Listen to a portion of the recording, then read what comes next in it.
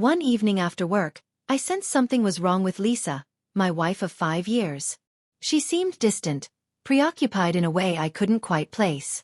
At first, I brushed it off, but there was an unusual tension between us, one I'd never experienced before. Looking back, the signs had been quietly building for weeks. Late nights at the office became more frequent. Her phone never left her side, and whenever I asked how her day went, there was that guilty flicker in her eyes. Her explanations sounded rehearsed, yet I told myself it was just work stress. Maybe I was overthinking. At least, that's what I kept convincing myself. Then one night, everything shifted. Lisa left her phone face down on the kitchen counter. A notification lit up the screen, and I couldn't resist. I picked it up, unlocked it, and saw the message. It was brief, but it said everything. Asterisk. Can't wait to see you tonight. 9 p.m. at our usual spot. I'll be there early to set things up. Asterisk. My chest tightened as I read it. Part of me wanted to believe it was harmless, but deep down, I knew better. I had to find out who this was. The next day, I kept my composure, pretending all was normal while my mind raced with questions. Should I confront her immediately, or wait and see where this led? That evening, Lisa said she was going out with friends. I didn't press. I already knew the truth was slipping further from her words. She got ready slowly, deliberately, as though preparing for someone special. When she left, I made my decision. I followed her. I drove to the restaurant I suspected she would go to and parked nearby, hidden in the shadows. My heart raced, tangled with fear, anger, and uncertainty. What if I actually saw her with someone else? How would I react?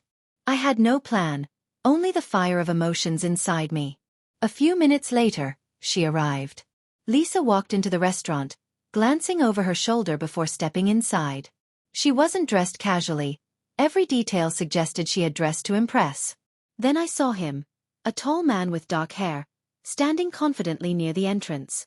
He smiled as she approached, and my stomach knotted. From the car, I watched them, heart hammering. I couldn't just sit there. I stepped out and moved toward the door, desperate to see the truth with my own eyes. But then something unexpected happened. As I reached the entrance, the man walked past me without a glance, completely oblivious to my presence. For a moment, I froze. Was he leaving? Avoiding me? My thoughts scattered.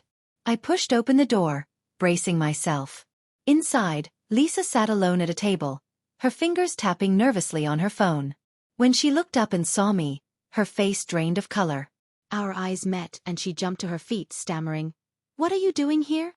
Her voice trembled, panic written all over her features. For a moment, silence hung between us, thick and suffocating. She looked like a cornered animal, grasping for a lie that could save her. But there would be no more pretending. I stepped closer, keeping my voice steady, low. "I know what's going on. I know about him." Her face went pale. You don't know anything," she muttered, but the shake in her voice betrayed her. Her eyes flicked toward the door, as if expecting him to appear, but he never did. I leaned in, studying every twitch, every shift. "You've been with someone else. And it's not the first time." My fury burned, but I held it back, refusing to give her the satisfaction. "You thought you could hide it. But now, Lisa, you have to face me." Her lips trembled, her hands shook.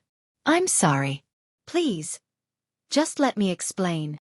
She reached for me, but I pulled away, unwilling to let her twist the truth again. "I don't want excuses," I said, my voice icy. "I want the truth." That was when she broke. Tears spilled, and her defenses crumbled. She told me everything. How it began as a friendship, how it slid into something more, how the lies piled up to cover her tracks. Each word pressed down on my chest, heavier than the last. I had loved her. I had trusted her. And she had shattered that trust in the cruelest way possible. Part of me wanted to scream, to break something, to make her feel even a fraction of the pain she had caused. But another foolish part of me still cared, only wishing to walk away and never look back. I turned to leave. Her hand grabbed my arm desperately. "Please don't go. I'm sorry. I didn't mean for this. Please." Tears streamed down her face, but I was unmoved. "You made your choice," I said firmly. "Now I'm making mine." I left her there, pushing through the restaurant doors, the swing echoing hollowly behind me. I didn't know what tomorrow would bring. Only that everything had changed.